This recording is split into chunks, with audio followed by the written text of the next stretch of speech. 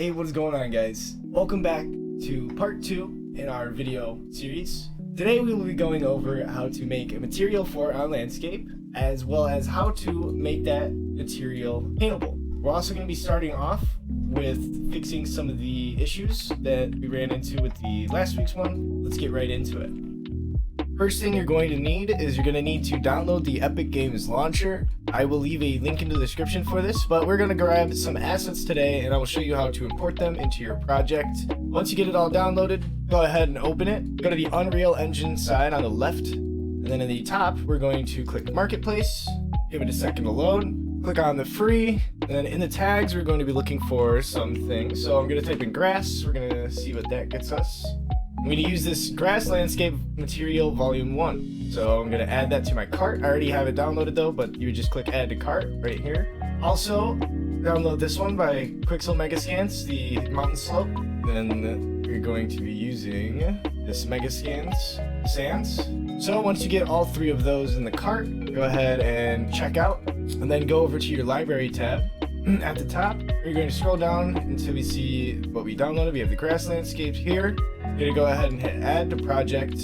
Click on our landscape tutorial or whatever you named it and click add to project. That'll take a second to download. In the meantime, we're going to add the rest of our assets as well. So the mountain slope, add to project, same thing. And then the sands, Megascans sands, once again, add to project. Give those a bit of time to download, and then when you're finished, I will see you shortly. Okay, now that we have our assets ready to go and imported into our project, we're gonna open up the Unreal Engine. We're gonna open up our landscape tutorial. All right, now you should see that all of our content that we added is in the bottom left-hand side underneath the content browser. So from here, just open up the level, go to our landscape tutorial. Okay, this should be about where we left off. I think you have maybe under the landscape, you probably have a material like grass or something. That's gonna change right about now. So first things first, we want to make sure we're staying organized. So in the bottom left content browser, we're just gonna right click, hit new folder. We're gonna call this one landscape underscore materials. All right, so within this folder, you're going to right click again, and this time we're going to create a material. So once you have that, rename it, doing M underscore landscape. And this little M underscore denotes that it's a material. That's just common nomenclature in the industry. So just get used to labeling all of your materials with M underscore. So immediately after we have this landscape created, we're going to right click it and click create material instance. I'm just going to leave the name as is. And with our material instance and our landscape both highlighted, we are going to go into the landscape material. We're going to add our material instance right there. It'll take a second to compile the shaders. So before we move on to our material landscape, we're just going to fix some of the things like adding in a sky and some of that. So under this place actors tab, we are going to search for some atmospheric fog, and then we're also going to drag exponential height fog out into the map as well. So once we have these, if we were to, let's say, build our lighting, so in this top section, hit this drop down menu and hit build lighting only. Give that a second to compile. Alright, so this is our first warning that we've gotten. And basically what it's saying, if you read it, no importance volume found, and the scene is so large that the automatically synthesized volume would not yield good results. So what that's saying is basically that our computer is trying to generate lighting for everything in the map, not just our little landscape here, and that's kind of a waste of our computing power. So what we have to do to get around that is we need to make a Lightmass importance volume as well as a post-processing volume. So real quick, I'm just going to drag the post-processing volume into the map, and we need the Lightmass importance volume as well. So we should have these 2 little blocks in here. Now we need to make sure that these blocks are fully encompassing our landscape. So I'm just going to move them around. Also, quick tip, when you have something selected, you can change between the different type of transforms by hitting W, E, or R. So W is your location transformation, E, rotation, and then R is scale. So instead of having to come over here and changing numbers, you can just hit W, E, R, and then drag it along like so. You can also hold shift while you're moving things with the location transform, and it will snap your camera to the object. All right, so I'm just going to roughly try to get it into the center of the map.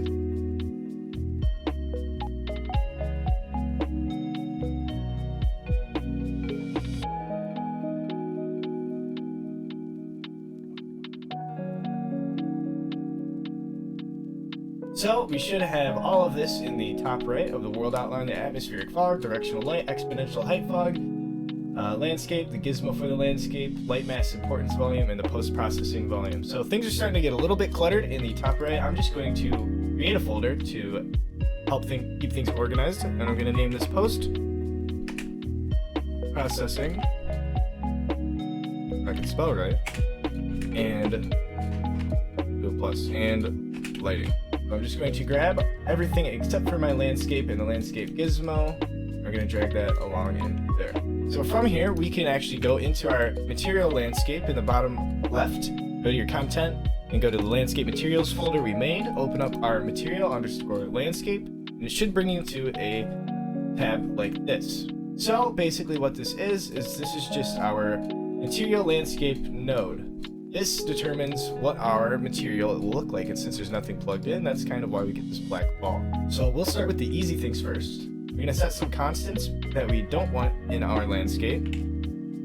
The first one being is the metallic, so I'm going to grab the metallic pin and drag it out, and then when that little menu pops up, just type in constant, and then grab the first option. Once our metallic value is set to 0, I'm just going to highlight the constant and hit Ctrl W to duplicate it. Then from here, on the left-hand side with this highlighted, go to the value, change it to 1, and we're going to plug that into the roughness.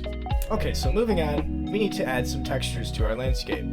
The easiest way to do that is if we have our mouse in the node layout grid, we can hold T on our keyboard and left click. And I'm going to do that 3 times because we're going to be using 3 textures today. So we have these 3 textures, but we don't have a way to blend them together. So we're going to right click in an open space, then we're going to type in landscape, and the one we're looking for is this landscape layer blend. So we're going to plug these into here and then use this as sort of a liaison to plug it into one of these attributes.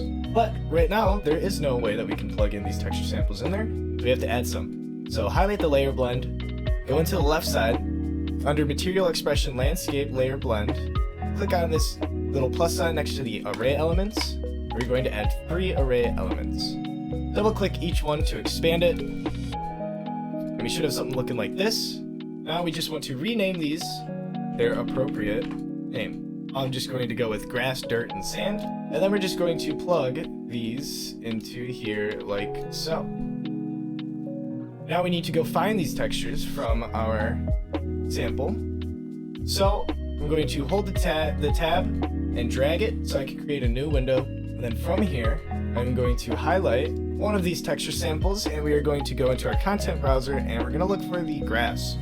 So under the grass landscape, underneath textures, if we open that, we'll see that we have all these textures to choose from. The ones that we are focused on for now is just the albedo texture. I like this one because it's kind of lush and green, and that's what I want to go for. So I'm going to highlight this by left clicking it. And same thing that we did with our landscape, I'm going to go into the texture, this little red none, and I'm going to click this white arrow to bring in the texture.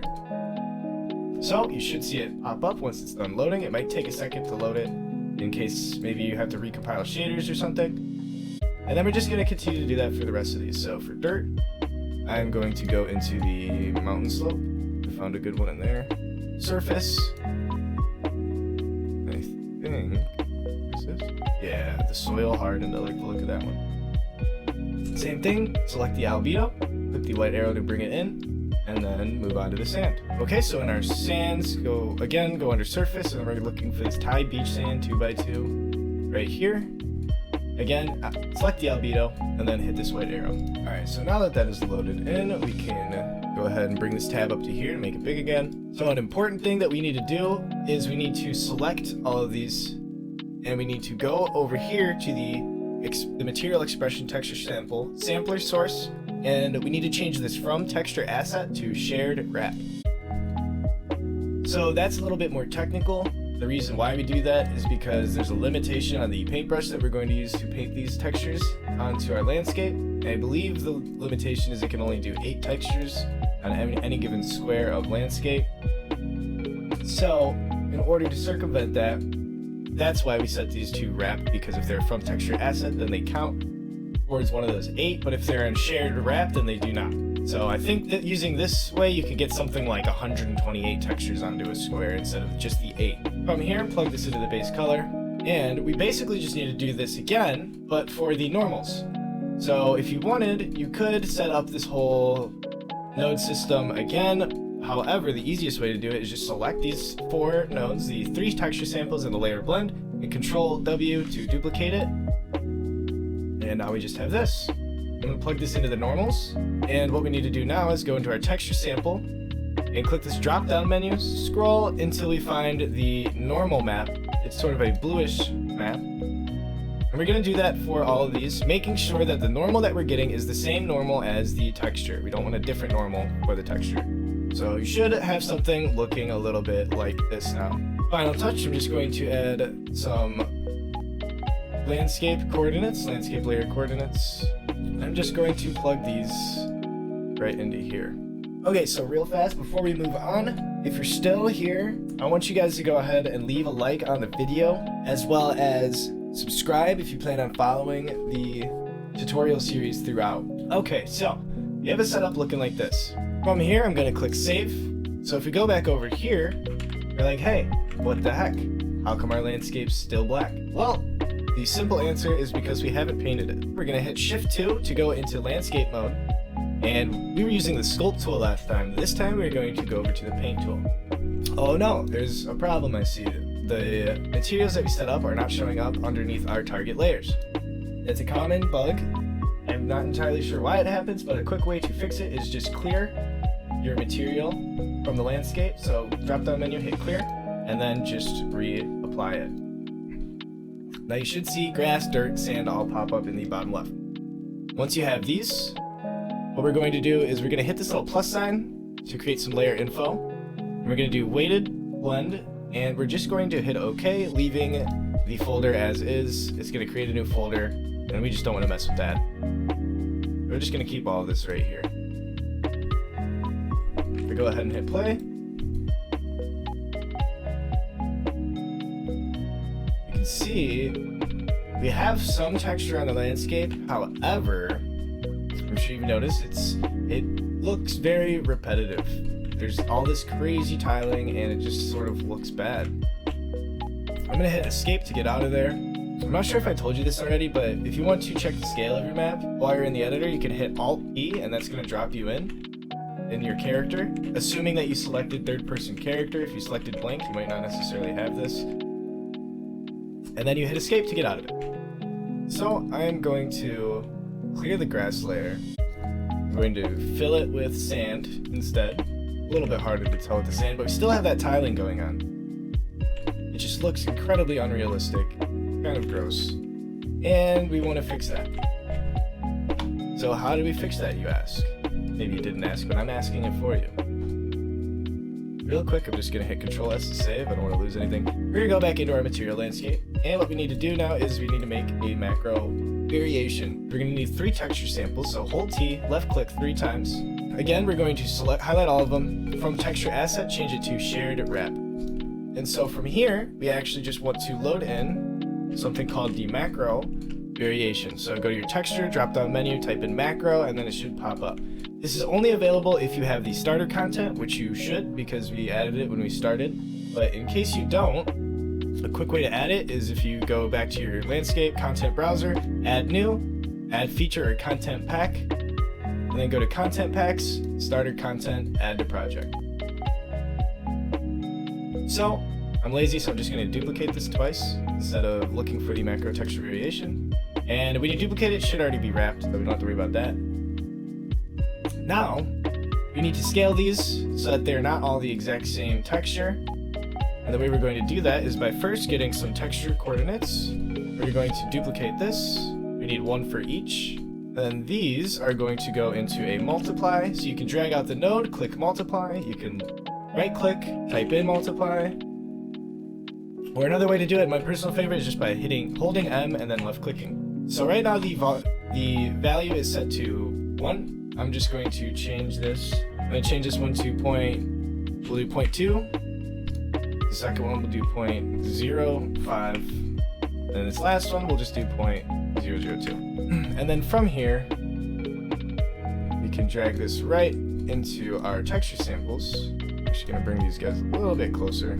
So notice how it's changing our texture based on the value that we gave it. So it should look something like this, and we're actually almost done. We need to add 3 add nodes, so I'm going to hold A on the keyboard and left click 3 times to do that. Or you can also right click and type in add, and then under math, boom. So we don't want to use the RGB pin, we want to actually use the red pin for each of these. So I'm going to throw this into the A value, and we're going to keep the B value at 1, a constant of 1. And then from here we need to multiply all of these back together so that we can just get 1 node.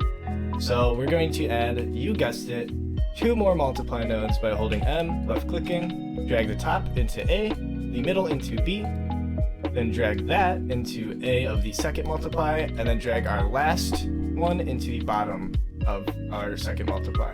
And that pretty much sums it up for the macro variation. So this is more or less finished. So in order to stay organized, I like to highlight everything, select C, and then we can comment this out, whatever we need it to be. So I'm just going to do macro variation. And then we'll actually go ahead and do this for these also. So selecting those, C, I'm going to name this albedo/color. Again, C to comment it all out, and we will call this normal. So we're going to take this macro variation, and we need to somehow connect it over here. I don't want to do this for all of the textures, I just want to do it for the grass. So I need to multiply them together again, holding M, click, put that into A. I'm going to take the RGB from our grass, put it into B, and then I'm going to take this multiply and plug it back into our layer blend. So that way, this variation is only going to apply to our grass. If you want, you can move this multiply node over here, and then plug in the output from the layer blend into there instead, into the B node, like this, keeping this the same, and then plugging that into the base color like this. That's another way of doing it. And you know what? We're actually going to do it this way. If we were to save this, and then once that's all finished, we'll go back over to our landscape and see how it's looking. Okay, now that that's finished, I'm going to go over to our landscape, and what do you know? It looks a million times better as far as just tiling. Tiling is pretty much non-existent. If you were to hit Alt-P to jump on in there and you look at the ground, you can see the tiling is pretty much gone. So what this is doing, just a simple explanation of it, is we're taking that texture that we just put in our macro variation, that like sort of staticky looking texture, and we're overlaying that over the entirety of the map. So with one of our textures selected, we have sand over the base of it. I want to paint some dirt.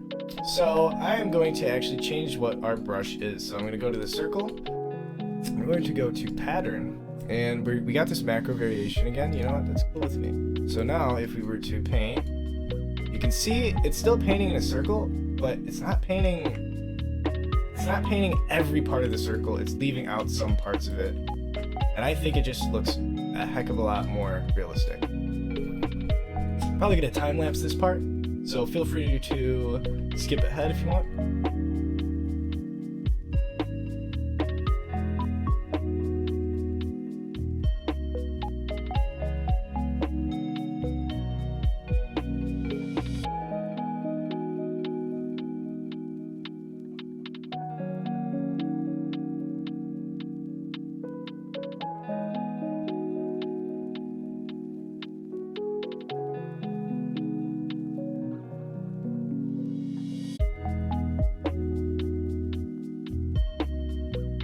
Alrighty, so I finished the painting, at least what I'm satisfied with for right now.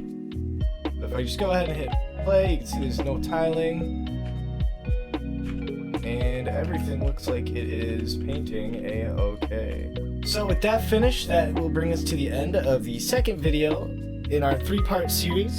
If you liked it so far, make sure to join us next week for part 3, which in my opinion is probably the best one. It'll actually be going over how to do some of this texture painting automatically with your computer. So your computer will just look at whatever you got for a landscape, and it'll say, we're gonna put sand here, we're gonna put dirt here, and we're gonna put grass here.